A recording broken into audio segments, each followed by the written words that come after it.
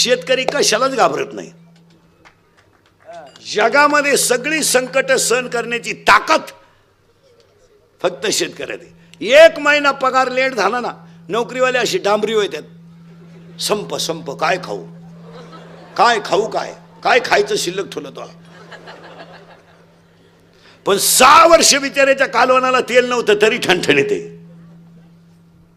6 वर्ष दुष्काळ होता पण होऊ नाही, ते घाबरत नाही शेतकरी. येऊ द्या संकट, यंदा पीक आलं गेलं वाहून.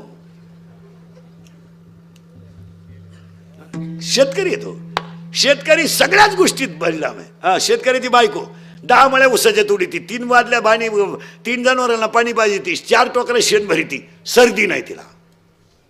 याची लिफ्टनं वर जाती, लिफ्टनं खाली येते, मणक्यात गॅप, डोळ्याला अंधार येतात. अगं तू जगती तरी का?